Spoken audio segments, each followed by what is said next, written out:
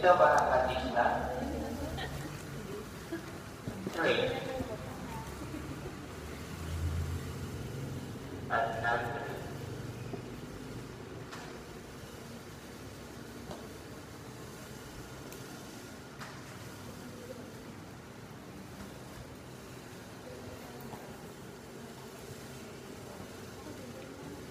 Then yung mga terminologies ganyan, mga sinabi ko na dati, ano naman siya, related naman siya dun sa dun sa mismong word. Sabihin natin, trade receivables. Sinabi natin trade, ibig sabihin, nag-exist siya, gawa ng trading natin, or kung ano yung ating business. That's it. Yun na yun. Ibig sabihin, nahabaan niya na yung definition, kumbaga andun na yung mismong thought. Trade receivables or receivables exist on sale of merchandise or services. Trade. Yun na yun. Kung ano pakipag-trade mo, nag-trade ka dahil sa service or nag-trade ka dahil nagbenta ka ng merchandise. Yun na yun. Kaya ibig sabihin, pag nagbenta ka, kaya ibig sabihin yung accounting, parang nag-i-evolve din siya. Noong una, pag cash sale ka, walang problema. Hindi ka magkakaroon ng pautang. Pero sa business, hindi naman tayo pwede hindi magkapautang. Lalo na kung malaking business yan. Kaya ibig sabihin, nag-exist to dahil din sa pagkakaroon ng utang ng ating mga customers. So, ibig sabihin ang kauna-una ang trade receivables natin, hindi ang tawag na accounts receivables. Accounts receivables. Ngayon, ang account receivable, nagpautang ka. Tagalog term, pautang. Yun na yun. Account receivable, pautang. Ngayon, hindi nakabayad. Hindi nakabayad. Sabihin natin, tandaan niyo ba yung ganda? 2, 10, and 30. Ito yung terms may 2% discount ka pag nabayaran mo within 10 days. Within 30 days. Ngayon lumabas na yung 30 days, sinisingil mo, uy, 30 days na. Ay, wala pa akong pambayad eh. Hindi nabenta yung pinenta mo sa akin. Kasalanan ko. Ngayon, nakikiusap, anong ginagawa kapag nakikiusap? Nagpa-promise. Promissory note. Payable. Notes payable. Notes receivable. Payable niya, receivable natin. Ayan. Yan yung main types ng ating trade receivables. Ngayon naman, kapag non-trade, kung ito ay sa pakipag-trade natin, yun talaga yung intention ng ating business, then meron tayo yung non-trade naman. Ang mga non-trade natin, hindi siya nag-exist dahil dun sa operation ng business. Kumbaga ay, hindi ito yung ating main trading purposes. Example,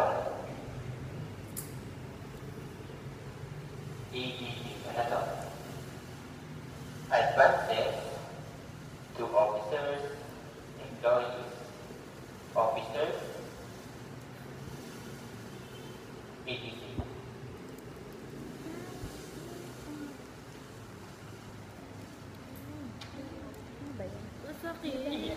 Employees, officers, etc. Yung mga katulad ng mga parties. Ang classification namin ay current. Itong dalawa current. Laging current yan. Maliban na lang kung may mistake na dito sa notes receivable kung long term. Depende pa rin.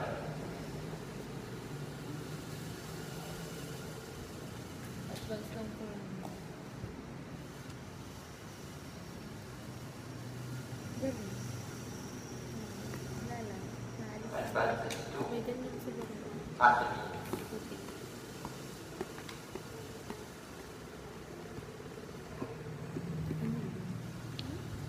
May note din ako bibigay dyan kung ano. Ang advances to affiliates naman, siya naman yung mga advances natin na kumbaga may investment tayo sa isang company, ang tawag affiliated company.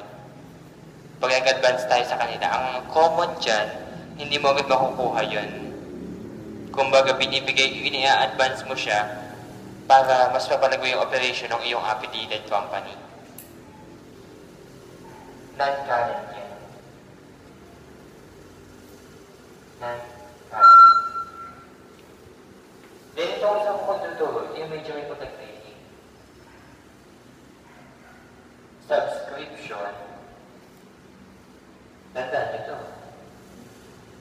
Subscription. Receipt. Form.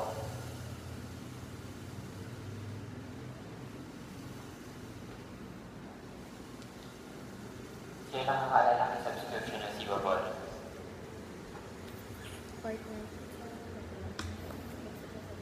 Corpo. Nasa corpo yan. Pag yung hulugan. Kapag yung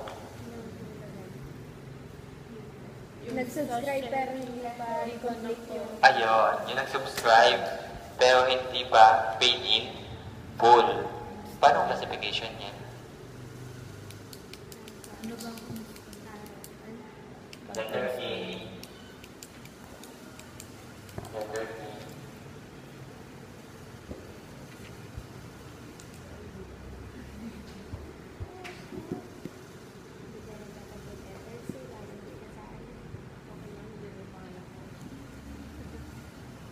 Deduction to subscribe.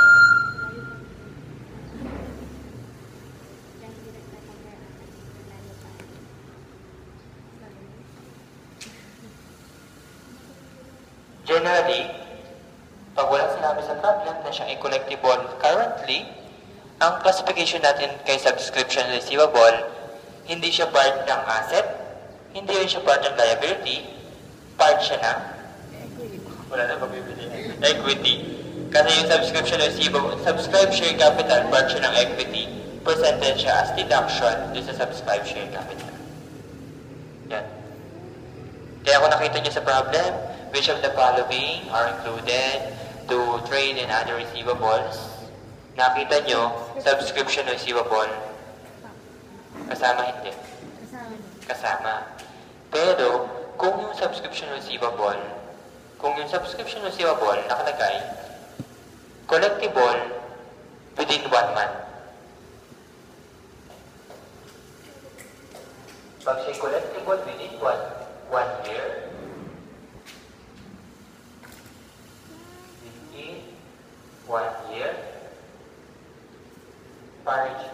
current yan. Part ng trade and other receivable. Collectible within 1 year, current yan. Pag in-state ng problem,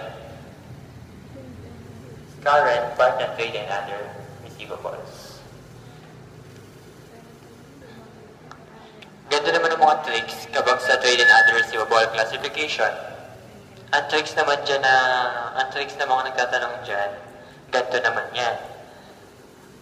Sinabi sa problem, ang naka-default sa atin, pag sinabi subscription receivable, nakalagay, collectible within 1 year, kasama ba siya sa current asset or hindi? Kasama. Kaso ang tanong naman pala, what's the total amount included in trade receivables? Ang tanong naman, kasama siya kung current assets. Pero kung sinabi sa problem, magkano yung total trade receivables, kasama ba yan?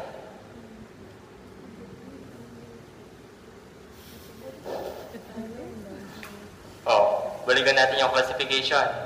Ano ang ating trade receivables? Accounts receivable, notes receivable. Ano ang composition ng ating others? Saan siya kasama? Others or non-trade or trade? Non-trade. So, kasama ba ito sa trade receivables? Hindi. Ganoon naman yun. Kaya, magiging kayo particular dun sa mga tanong. Huwag agad kayo magko-compute.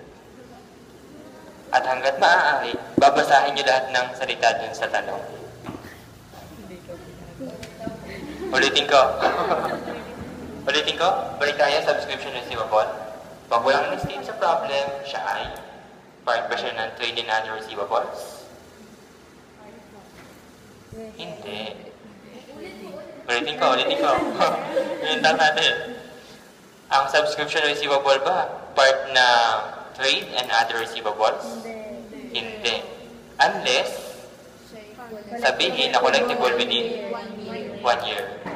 Sinabi sa problem, collectible within 1 year. Kasama ba siya sa trade and other receivables? Yes. Pero kung ang tanong, kasama ba yan sa trade receivables? No. Hindi, kasi non-trade siya. Oo, ulitin ko ha. Part kasi siya ng non-trade. Part siya ng non-trade. Ang itinatanong, trade. Ang kasama lang doon ay account receivable tsaka receivables. Yan.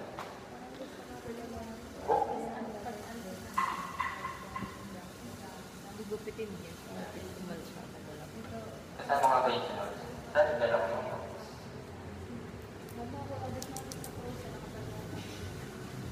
Tapos, sir, tapos na yun? Hindi po yung trade and all.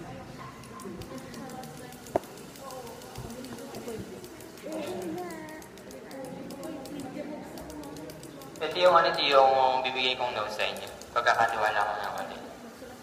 Hindi naman po pinapaseros na Mamaya pa. Hindi ko Sabay-sabay kita kasing yung paseros. Yan yung fun. Ubot sa akin to. Ha? Kasi kanya ganito. Kinuha ko. Post.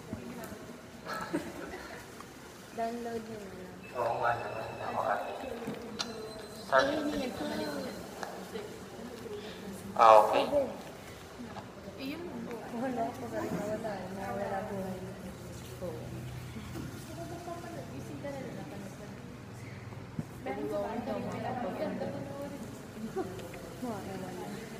Ang specialty ko is kasama sa non-current.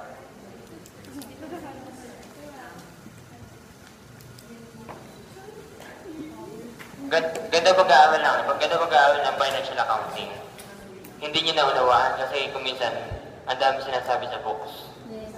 Kaya ang gusto mo lang naman malaman, kasama ba o hindi. Ang gawin nyo, punta kayo ng practical accounting.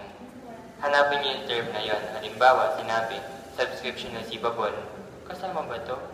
Hanapin nyo yung mga tanong na may subscription receivables. Nakita mo, hindi pa rin siya kasama sa ano. Kapag wala sinabi sa problem na siya ay short-term or collectible currently, hindi kasama, deduction siya. Doon yun malalaman. Special deposits, siya ay normally ang classification niya non-current. Pero kung sinabi, collectible within 1 year, current.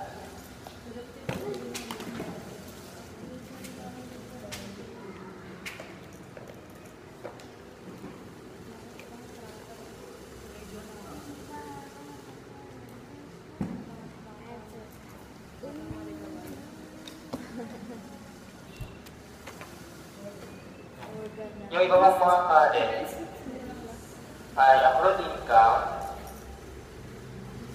current. Accrued income, mga accrued rental income, accrued interest income. Claims naman, claims for damages, mga ganyan. Ang classification mo, current. Then, ang isa pa,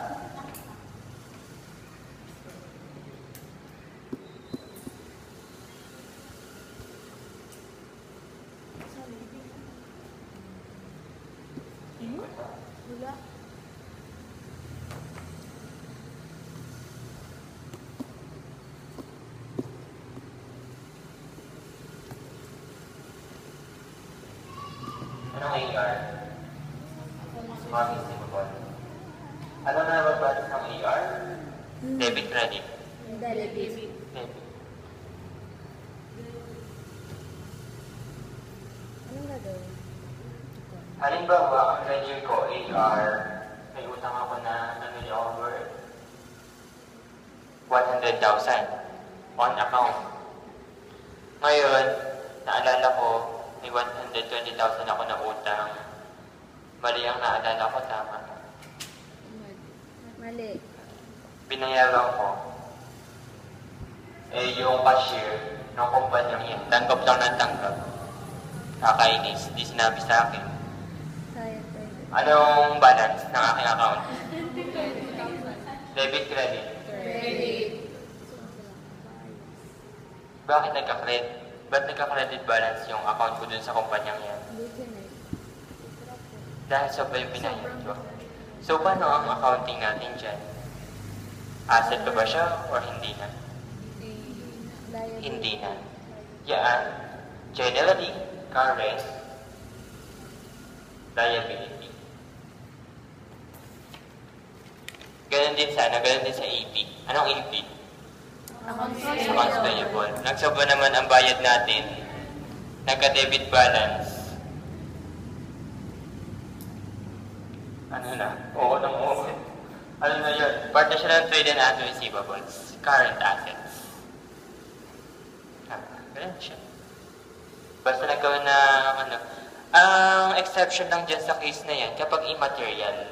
Halimbawa, piso. Nagsobra ng piso. Or ang mga sales mo, millions, 1,000 lang yung nagsobra, pwedeng ibawas mo na lang sa kanyang kapwa receivables. That's it.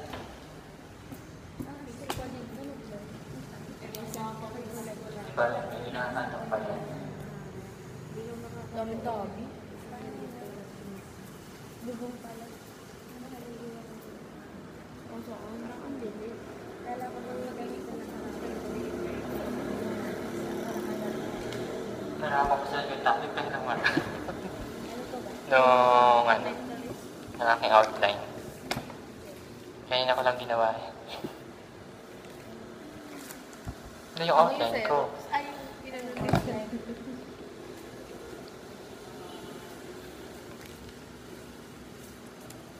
Trade and other receivables. Sa pera. Current, okay na to. Measurement, measurement.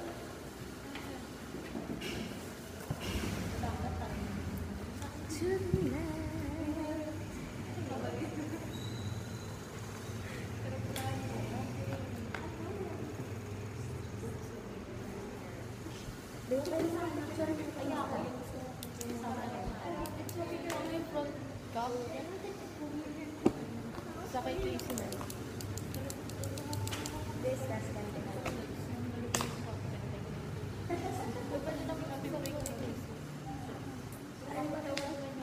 Daya.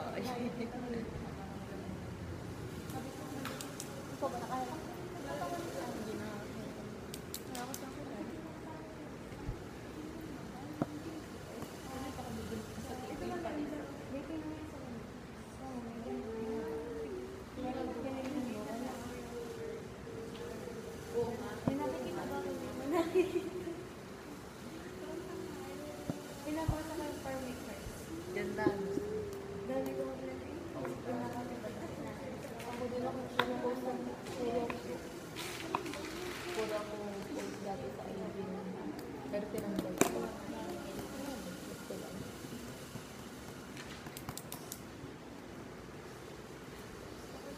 Ang usod ko yun. Tama ka na. Hindi ko kayo maging makanik yun. Interest bearing and interest bearing. Sabi mo, Public interest bearing. Ganda yung gupit ko. Tagal mo ka. Tagal mo ka. yung mga nalibig ko yung husband sa mafia kay Augusto. Kaya nga baka next year pa yung tapos. Nakakapusok kaya natin kayo.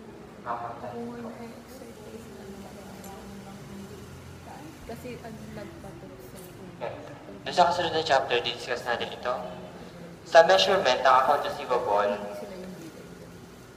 account receivable, short-term notes receivable, at saka interest-bearing long-term notes receivable, ang measurement niya, face value. Face value. Ibig sabihin kung magkano yung inutang, yun din yung i-record natin. Sa non-interest bearing, i-discuss natin yan in detail dun sa kasunod na chapter at may time na. Kaya Sir, yan. ano yung internet? Ay, interest. Ano interest? Interest bearing. Tama ba? Bearing. Layo. Bearing. Yoga. Bearing. As in bearing. Ano Kung yun? pumunta ka dito, mo internet. Internet bagan tayo. Kalapit lang tayo eh. Oo, sila yun. May focal. Mobile phone kami. May bagan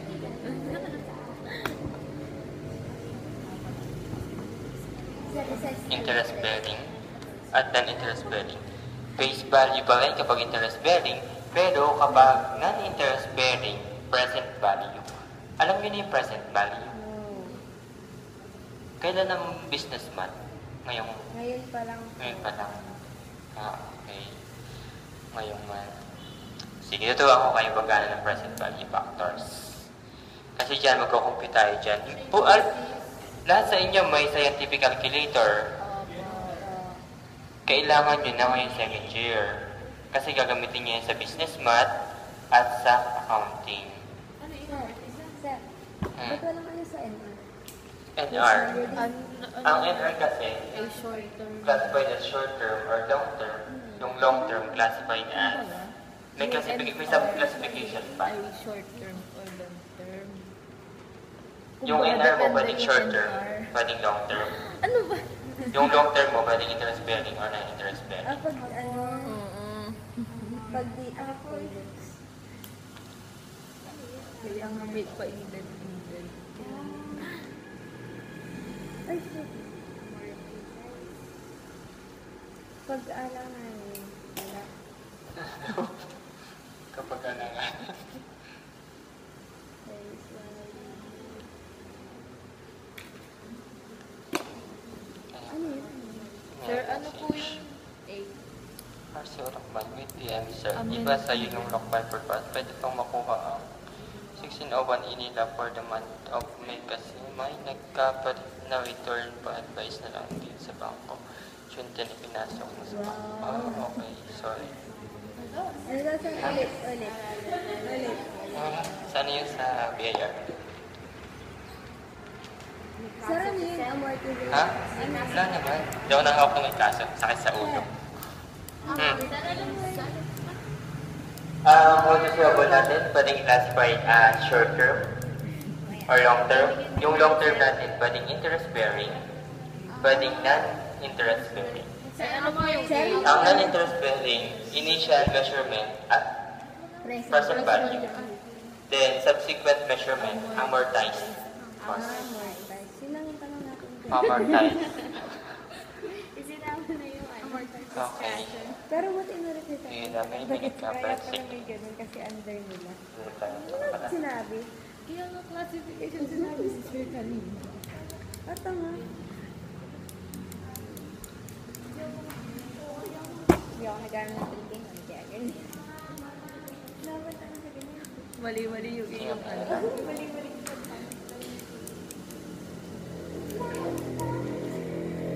Account receivable for each charge.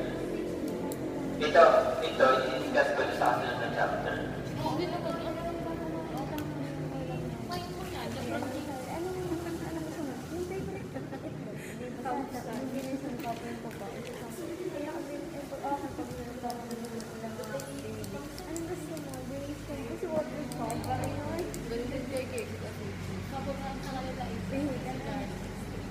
Pero ngayon na hindi siya pwede. At nandun siya sa mga Alas 3 na ba? Time flies so fast. Oo nga, ba't parang ang bilis? A4 mo naman tayo. Ang baba.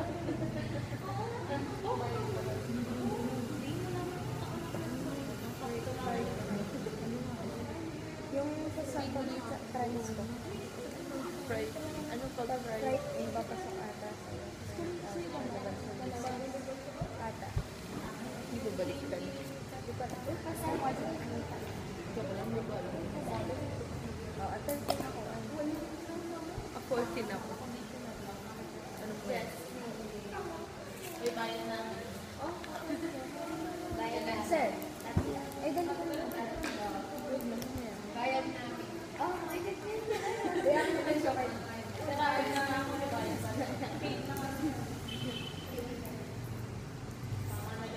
Yung ano pala, yung sa tawag ito, yung sa account receivable, ang subsequent measurement niya, net realizable value, hindi face value.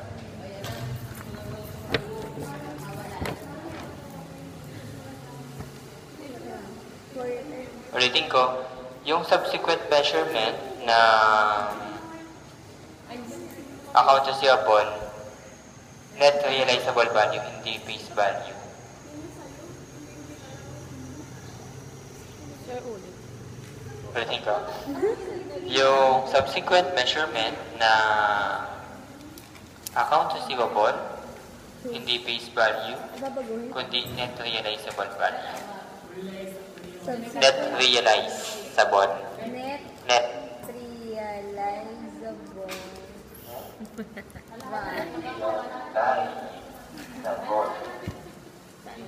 Realize. Realizable.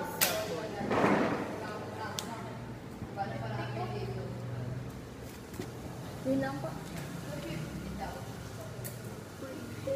Initial ano nga ba? Initial ano nga ba yun, sir? Initial. Ito yung subsequent. Subsequent measurement na Ito yung measurement. account receivable.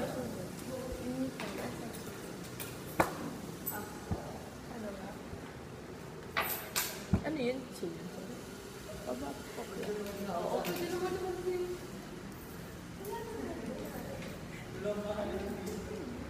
Dalawa. Uy, dalawa pa. Uy. Burahin niyo na yung huli.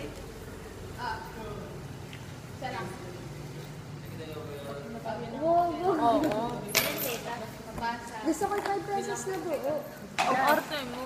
Bakit naman ng jeep yun, diba? Kapalit. Kaya IC. Ano kay IC? Ba? Oo, dalawa mamayaran mo.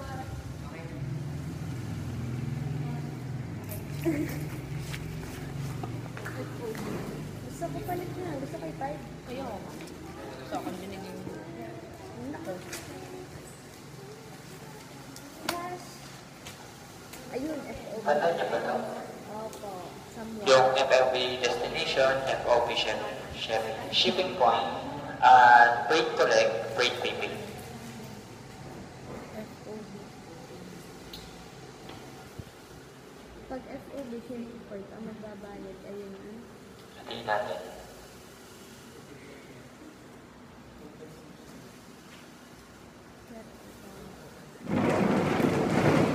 Ingay.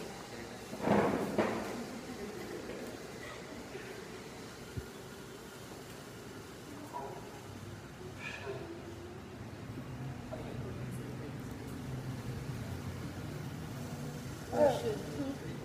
Motion.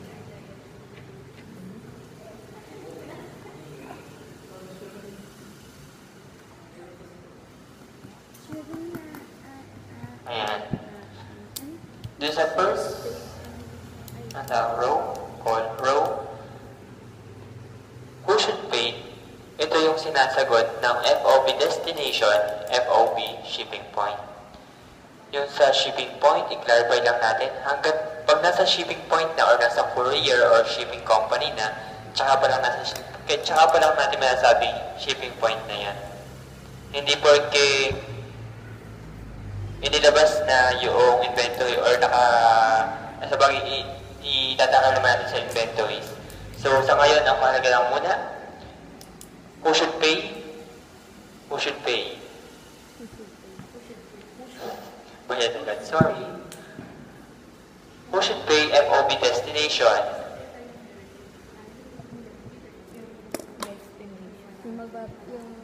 Nag-order. Nag-order. Who should pay? Who should pay ng ano muna? Yung flight. Ng freight. No, Transportation. transportation fee. Pag FOB destination yan, ang magabayan, seller.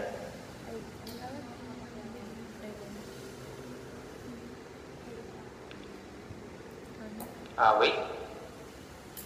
FOB destination, hindi. Hindi. Seller nga. Kasi, dalawa kasi yun eh. Seller at buyer. Buyer. Ang viewpoint natin, tayo yung nagbebenta. Oo, kaya atin yung account receivable. Pag FOB destination, hanggat wala pa sa destination, madali nyo maalala, hanggat wala sa destination yung product mo, mawala man yun, ang magbabayad, ikaw mag-bear ng risk, wala nang babayaran ng ating buyer. Pero kapag shipping point yan, basta ma-ship na natin yan, Wala nang babayad. nasa transit na, lahat ng risk nasa buyer na. Kaya dapat ang bayad ng shipping, buyer. Pag wait collect, kolektahin mo sa buyer. Ito.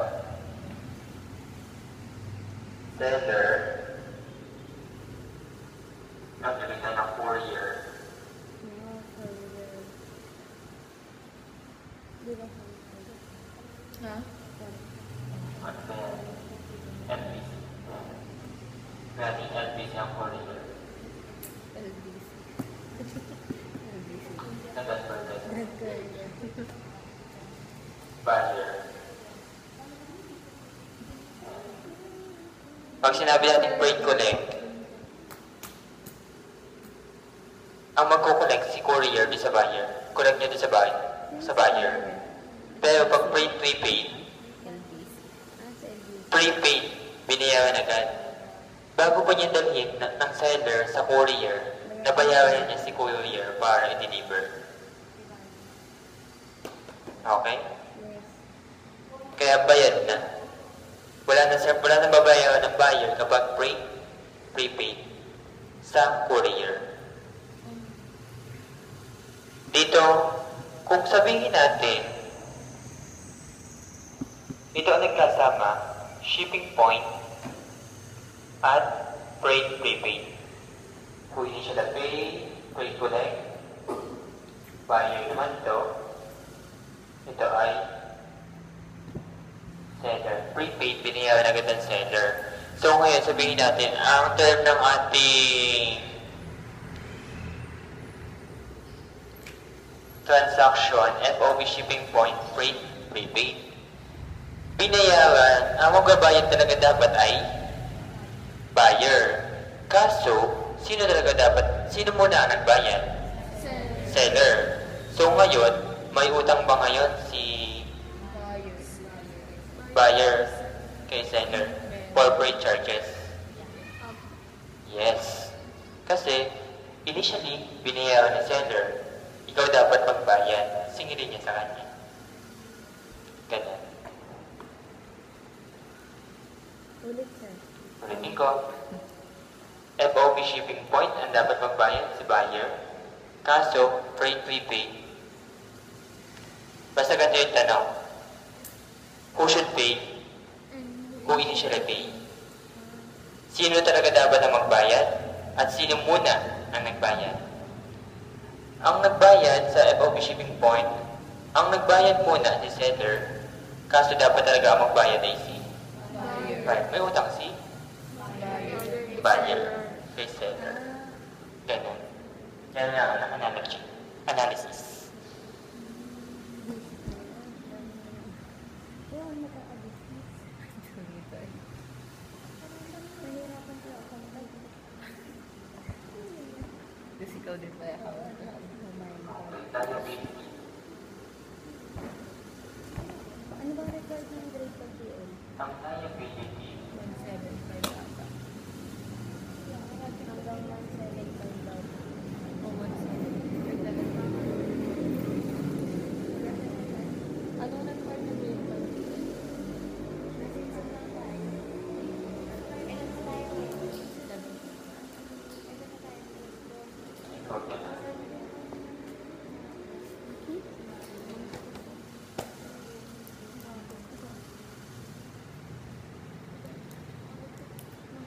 seller. Ganito.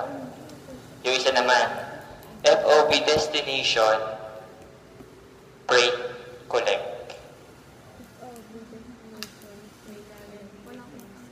Ang dapat magbayad ay si seller. Kaso, freight collect, sino ang muna nagbayad? Buyer. So ngayon, may utang ba si seller kay buyer?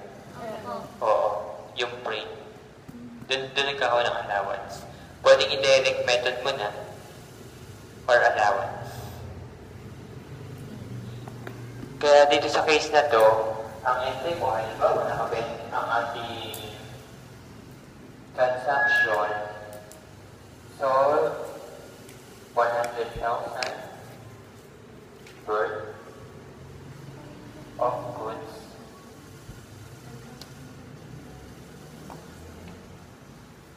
on account.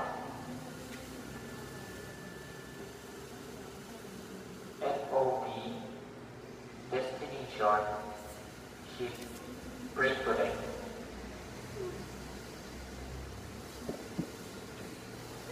FOB destination freight collect. Ngayon, sabihan yung freight charges ang amount niya ay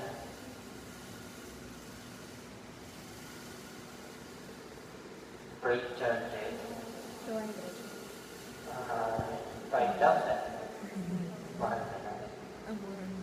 Yung mura siguro yun. 100,000.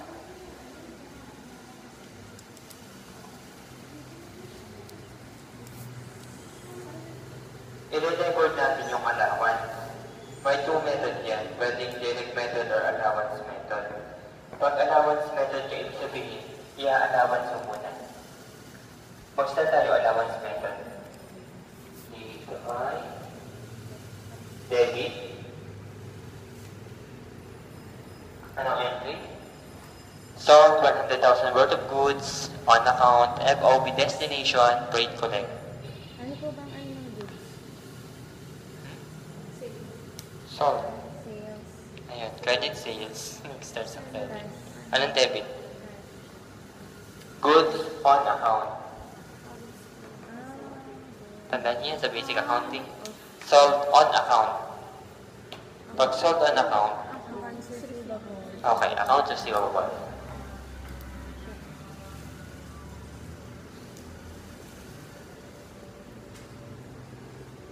Walang kontak ko sa mga kaya. Baliktad ba? Credit sales. Isang ano? Visa president.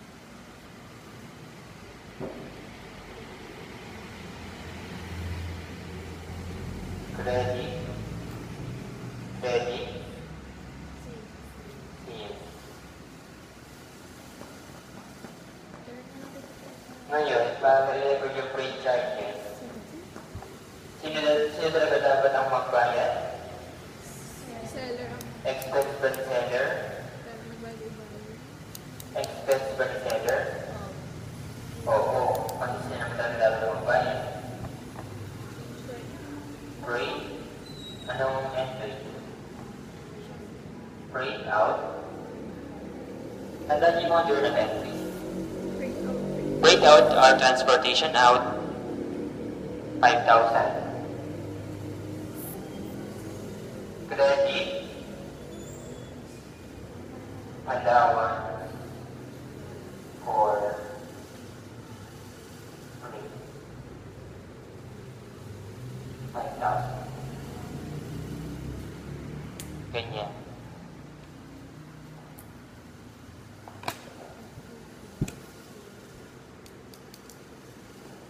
Freight out,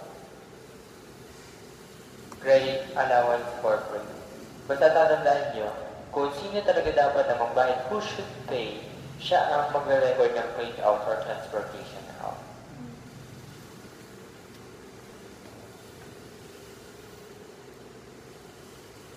Yun eh. Kung sino yung mag-shoulder sino talaga dapat na mag-shoulder ng expense na yan, siya yung magre-record ng transportation out.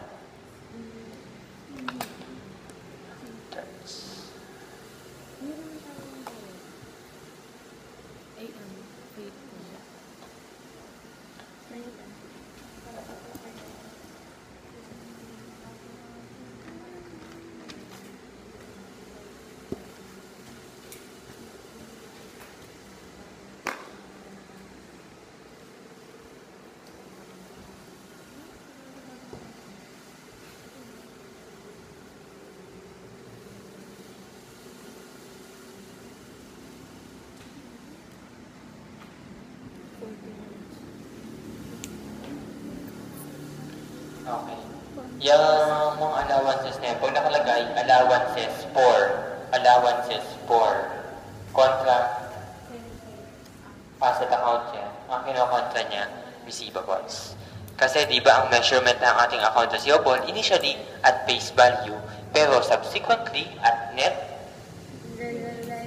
realizable value. Okay.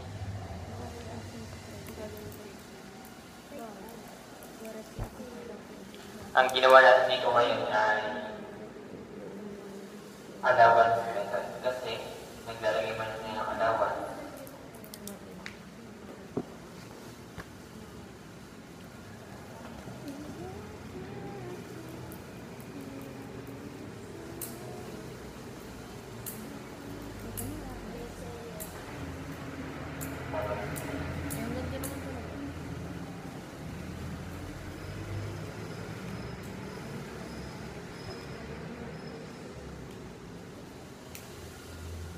Ngayon, ito yung nagpautang tayo, binayaran.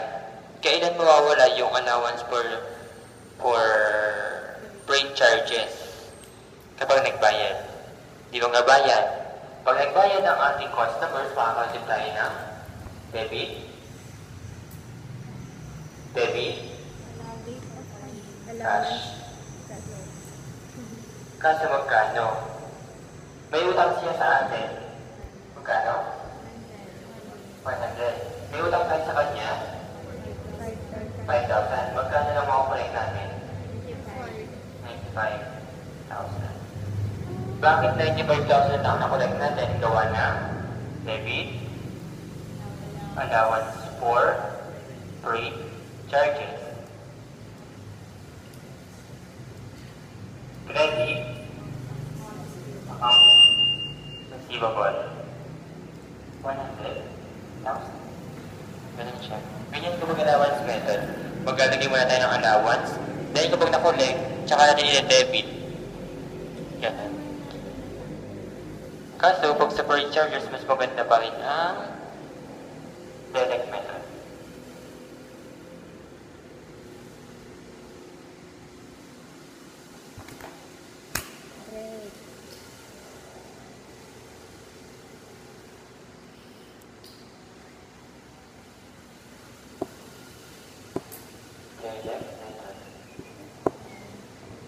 Ang gagawin natin ngayon, direct method.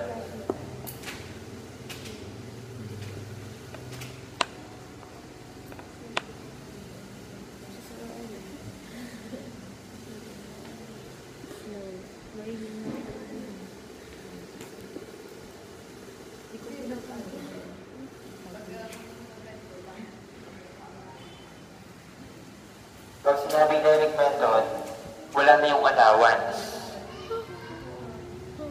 Direkta kung ano yung freight. Ibabawas agad natin sa receivable. So, magkano yung freight? 5,000. Kaya inaasahan natin na makukolekta natin ng receivable ay 95,000. Ganun siya. Direct method. Ang ano kasi, kaya kung ginagamit ang allowance method, ito yung pinag-aralan natin sa expenses. Sino nag-review ng chapter 2? Ito nga ba yun? Chapter 1. Chapter 1 yan. Matching principle.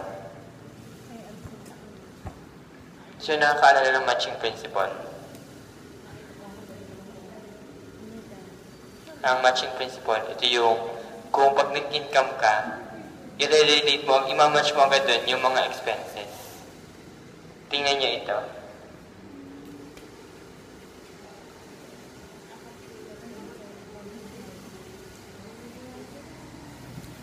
So, ganun. Balik na ulit tayo.